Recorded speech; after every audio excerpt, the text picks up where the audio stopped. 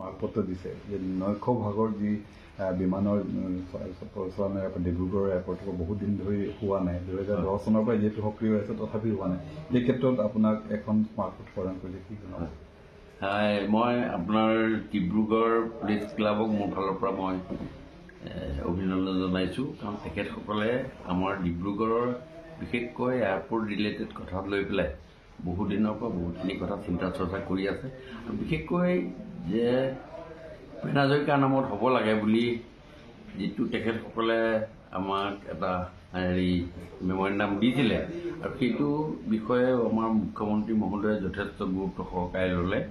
আৰু এই গোটেই কথাটো বিস্তাৰিতভাৱে ভাৰতৰ প্ৰধানমন্ত্ৰীৰ লগতো কথা পাতিলে অহা 9 ছেপ্টেম্বৰৰ দিনা ভূপেন হাজৰিকাৰ নামত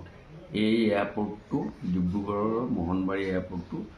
ভূপেন হাজৰিকাৰ নামত হ'ব সেইটো এটা অগ্ৰণী ভূমিকা ল'লে ডিব্ৰুগড় প্ৰেছ ক্লাবে মই তেখেতসকলকো ধন্যবাদ দিছোঁ বিশেষকৈ মাননীয় মুখ্যমন্ত্ৰী মহোদয় যে বৰেণ্য ব্যক্তি সুধাকান্ত ভূপেন হাজৰিকাৰ নামত যে আজি সেইটো এয়াৰপৰ্টটোৰ নামটো হ'ল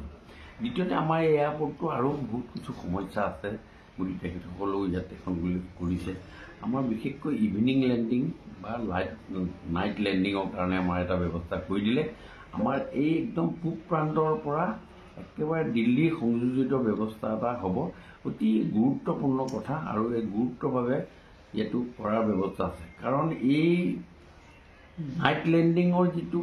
ব্যৱস্থা আছে সেই ব্যৱস্থা আগতে হৈ গৈছে ইয়াত নাইট লেণ্ডিঙৰ হৈছে নাইট লেণ্ডিং হোৱাৰ আগতে ইয়াৰ পৰা প্ৰায় 10 বছৰৰ আগতেও ইয়াৰ পৰা ৰাতি প্লেন উৰি যোৱাৰ ব্যৱস্থা ইয়াত টেষ্টটো কৰা হৈছে সকলোৱে জানে এইটো বিষয় লৈ খুব স্পষ্ট এটা ধাৰণা আছে সেইকাৰণে সেই কথাটোকে ক্ৰিয়া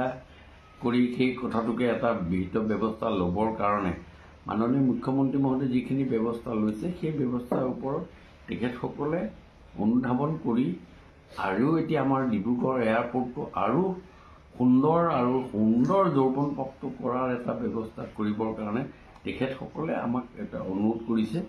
তেখেতে আমাৰ কেন্দ্ৰীয় মন্ত্ৰী চিভিল এভিয়েশ্যন মন্ত্ৰী ৰামমোহন নাইডু ডাঙৰীয়ালৈও এখন মেমৰেণ্ডাম দিছে আৰু আমাৰ অসমৰ মাননীয় মুখ্যমন্ত্ৰী ডক্টৰ হিমন্ত বিশ্ব শৰ্মা ডাঙৰীয়াকো দিছে গোটেই কথাটো আমি গুৰুত্ব সহকাৰে মাননীয় মুখ্যমন্ত্ৰীৰ লগত আলোচনা কৰি এটা বিহিত ব্যৱস্থা লোৱাৰ চিন্তা চৰ্চা কৰিম